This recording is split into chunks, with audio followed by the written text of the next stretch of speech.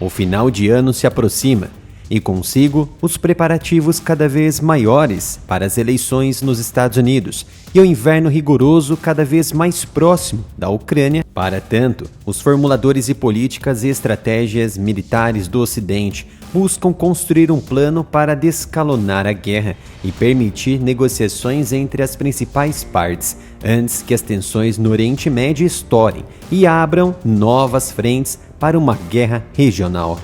Autoridades dos Estados Unidos e da Europa começaram a conversar discretamente com o governo ucraniano sobre o que as possíveis negociações e paz com a Rússia poderiam implicar para acabar com a guerra, de acordo com um alto funcionário dos Estados Unidos e um ex-alto funcionário americano familiarizado com as discussões. As conversas incluíram linhas gerais do que a Ucrânia poderá ter de abdicar para chegar a um acordo. Algumas das conversações que as autoridades descreveram como delicadas ocorreram em outubro durante uma reunião de representantes de mais de 50 nações que apoiam a Ucrânia, incluindo membros da OTAN, conhecido como Grupo de Contato de Defesa da Ucrânia. As discussões são um reconhecimento da dinâmica militar no terreno na Ucrânia e politicamente nos Estados Unidos e em toda a Europa. Os debates começaram em meio às preocupações entre as autoridades dos Estados Unidos e da Europa de que a guerra havia chegado a um impasse e sobre a capacidade de continuar a fornecer ajuda à Ucrânia.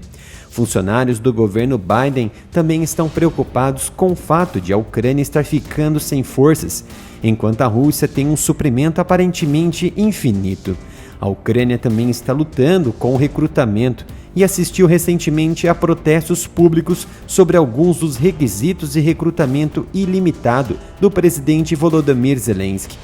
E há um desconforto ainda no governo dos Estados Unidos com a menor atenção pública que a guerra na Ucrânia tem atraído desde o início da guerra entre Israel e o Hamas, há praticamente um mês. As autoridades temem que essa mudança possa tornar mais difícil garantir ajuda adicional para Kiev. Alguns militares responsáveis dos Estados Unidos começaram a usar em privado o termo impasse para descrever a atual batalha na Ucrânia, com alguns declarando que pode ser uma questão pela qual um lado consegue manter uma força militar por mais tempo. Nenhum dos lados está obtendo grandes progressos no campo de batalha, que algumas autoridades norte-americanas descrevem agora como uma guerra de polegadas. A Ucrânia provavelmente só terá até o final do ano ou pouco depois para que discussões mais urgentes sobre negociações de paz devam começar. Os Estados Unidos compartilharam suas opiniões sobre esse cronograma com os aliados europeus, uma necessidade urgente. De acordo com a porta-voz do Conselho de Segurança Nacional da Casa Branca, Adrienne Watson, quaisquer decisões sobre negociações cabem à Ucrânia. Estamos concentrados em continuar a apoiar fortemente o país enquanto eles defendem a sua liberdade e independência contra a agressão russa. Um funcionário do governo também observou que os Estados Unidos participaram com a Ucrânia nas discussões sobre o quadro de uma cimeira de paz, mas disse que a Casa Branca não tem conhecimento de quaisquer outras conversas com a Ucrânia sobre negociações neste momento. A preocupação americana não recai sobre o esgotamento da indústria militar do Ocidente, que já está no limite, mas na mão de obra cada vez mais em queda da Ucrânia. O presidente Joe Biden tem se concentrado intensamente no esgotamento das forças militares do país. A mão de obra está no topo das preocupações da administração neste momento. O Ocidente e seus aliados podem fornecer armamento à Ucrânia, mas se não tiverem forças competentes para os utilizar, nada adiantará. Biden solicitou ao Congresso americano que autorizasse financiamento adicional ao país, mas até o momento o esforço não conseguiu progredir devido à resistência de alguns republicanos do Congresso que querem o fim da guerra. Foi então que a Casa Branca vinculou a ajuda à Ucrânia e a Israel no seu pedido mais recente. Isso tem o apoio de alguns republicanos no Congresso. Venha visitar a loja do Área Militar. Temos diversas opções de camisetas com estampas incríveis e o melhor, por um preço justo. Acesse mapenca.com/área militar.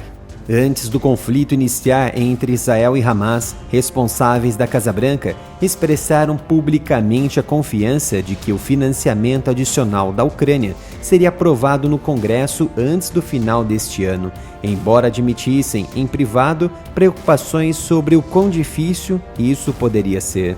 Biden vinha assegurando aos aliados dos Estados Unidos que o Congresso aprovaria mais ajuda à Ucrânia e planejou um grande discurso sobre o assunto. Depois que os terroristas do Hamas atacaram Israel em 7 de outubro, o foco do presidente mudou para o Oriente Médio e o seu discurso na Ucrânia se transformou num discurso no Salão Oval sobre a razão pela qual os Estados Unidos deveriam apoiar financeiramente a Ucrânia e Israel. As autoridades de Biden e europeias vão tecendo o futuro para a Ucrânia, mesmo dizendo que cabem aos próprios ucranianos as decisões sobre um cessar-fogo e concessões territoriais. No entanto, Putin aceitaria alguma trégua? A administração Biden não tem qualquer indicação de que o presidente russo Putin esteja pronto para negociar com a Ucrânia. Foi o que disseram duas autoridades norte-americanas. A Rússia aumentou então a produção de munições e artilharia e nos próximos 2 anos poderá produzir 2 milhões de munições por ano. Mas a Rússia disparou cerca de 10 milhões de tiros de artilharia na Ucrânia só no ano passado.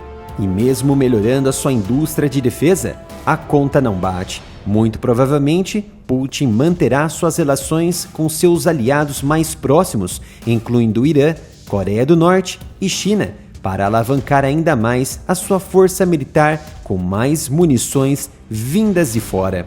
Autoridades ocidentais dizem que Putin ainda acredita que pode esperar o Ocidente ou continuar lutando até que os Estados Unidos e seus aliados percam apoio interno para financiar a Ucrânia, ou a luta para fornecer armas e munições a Kiev se torne muito cara ou se esgotem todo o potencial da indústria militar do Ocidente.